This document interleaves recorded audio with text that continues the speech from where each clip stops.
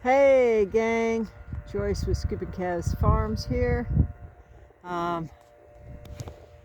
It is all of a sudden really smoky. Um, One of my neighbors is clearing a house location, and you can hear what sounds like a leaf blower. So I think they're trying to get that fire to get hot enough because um, they're trying to get it burned. The wind is switching just a little bit, so all of a sudden the smokiness just disappeared. We are expecting some really pretty bad weather for here in Tennessee. I've been here for the better part of 15 years. I've never seen the actual temperature go down below zero, and we're expecting a -1 in a few days. Tomorrow we're expecting like 30 to 40 degrees, and then the next day we're expecting 6 inches of rain, 6 inches of snow, maybe a little rain, and then another 4 inches of snow over the next 3 days, and then the temperature is going to drop. So we're going to have some crazy town weather for the next 10 days, 7 to 10 days. So what I'm trying to do here is I've been spending some time in prayer trying to figure out, okay, what do we want to do with the animals?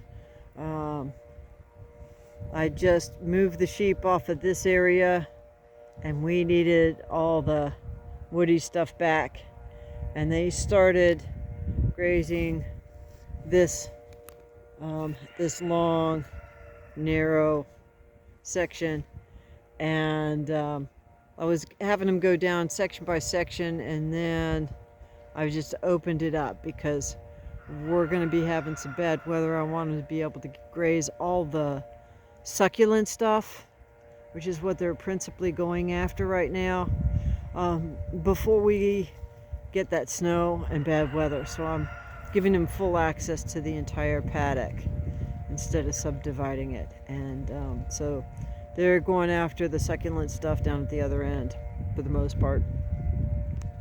I have just recently bought a 5-foot bale of hay, and I did get some pellet feed. I know a lot of people are just like, no grain. Hey, listen, if I had enough land to be able to graze 2 sheep all winter long without having to worry about supplementation, I would. But I want to take care of my animals as well. I have less than an acre of grazing land, and daughter is pregnant, and here in a couple of 3 weeks she's going to be considered heavy bred. And so I went out and I got a protein tub, and I got a 50-pound bag of sheep pellets. Now, Mama is 13 going on 14, and she's having a hard time maintaining condition on just straight winter forage. I had gotten some sweet feed, and daughter wouldn't touch it, but Mom's eating it. So what I'm doing now is I'm giving the sweet feed to Mom, and I'm giving the pellets to daughter. And I will make the protein tub available to both of them if it looks like they're not in a position to be out and grazing. Now, they grazed earlier this morning. They've been ruminating for an hour or so, and now they're up and grazing again. So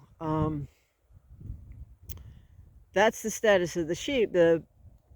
But with the winter weather coming, I have no infrastructure, right?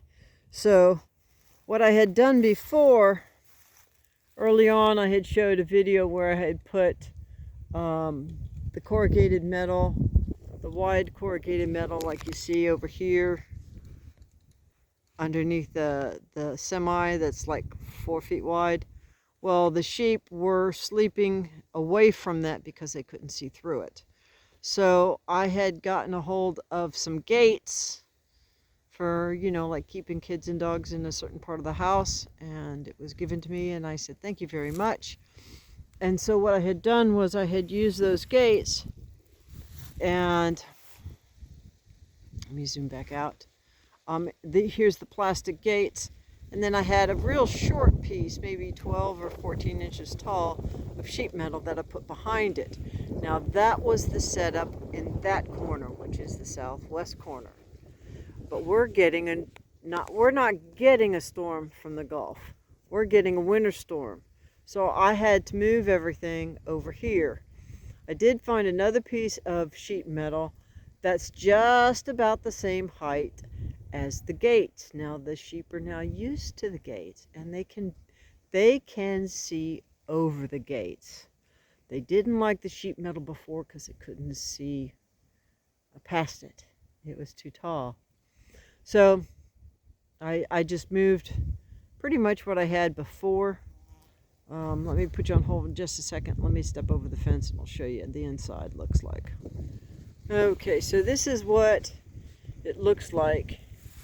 And right now I'm almost facing directly into the wind.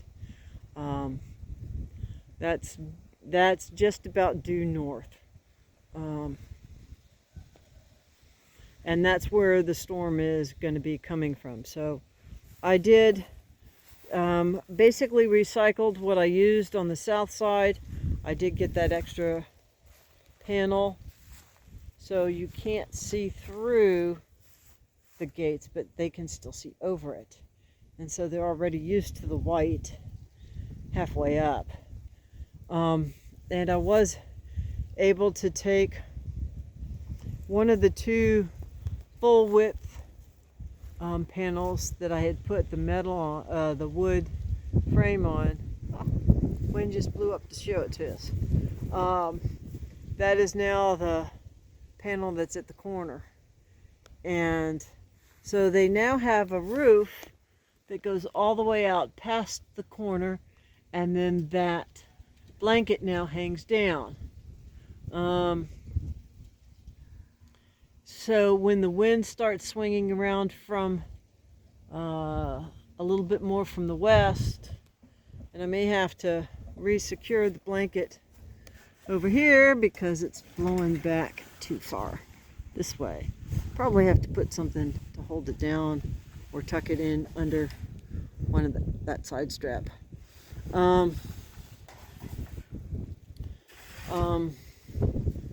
But either way, that'll give a little bit more protection from the snow blowing in on them. And then the next thing I'll be doing, I've got to take care of the first status of the birds as well. But then the next thing I'll be doing is I'll be bringing in a good little bit of hay so that this area will have a couple 3 inches of hay down. I don't have straw, I've got hay. I've got this older hay that I'll use to start with, and as you can see, I've been using it a bit already to try and keep this a little bit drier and warmer for them as it's been cool. Not a problem during the summertime at all, but it's not summertime, so I'm having to modify because I want to take care of my critters. So, Lord willing, and the creeks don't rise, we'll be getting 10 to 20 mile an hour winds, 10 to 15 anyway. And so, even though that doesn't look like much, the sheep tend to lay down, not right next to it, but over here. And so that should give them pretty good wind protection and rain protection, so, or snow protection, so they can hopefully stay a little bit drier and a little bit warmer. You just do the best you can with what you got. I mean, a lot of people run their sheep out outdoors all the time, and all they've got are trees. So, and they do okay. And both of them have a good winter coat. The other day it was cold, and they had frost on their backs until the sun hit it and melted it. So that's what you do. So what I'm going to be doing next with the chickens is turning the chicken tractor around a little bit to get it more crosswise with the wind. And I'm going to be putting more feed inside the chicken tractor.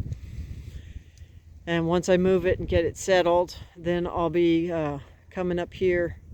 I'll use a weed eater, and I just turn the weed eater so the string is upright like this, and I just run it lengthwise along the length of that bale, and I can just peel off then a 2-3 inch thick piece like you would a flake off of a square bale. I'll just put it in my Vermont cart and carry it on down there, and have a couple 3 inches of hay inside the chicken tractor for the chickens, and pile it up around their water. Hopefully that'll help keep it from freezing. I just refilled over here. I moved and filled that tub full of water. I don't know if you can see it, the water shining, but it's filled to the brim. And the same is true for the tub down there. That's let me see if I can get a little closer. There's the water tub for the birds, and I just topped it off yesterday. I only have above ground water with garden hoses, so when we get down below freezing at night, I have to drain and shut off and drain everything each day. So I went ahead and did that yesterday because I knew I was going to be busy today, and I sure have been. And it's a lot windier today. So that's where we're at. That's what we're doing. And I'll probably give both sheep. Mama will get her sweet feed, and daughter will get some pellets here in just a few minutes. I like to do it when they're actively grazing. That way the microbes in their rumen are not going to get totally whacked out by the grain, because they've already got forage that they're actively digesting. So with that, gang, I will wish you blessings for the day, and whatever you do, just keep chasing the dream.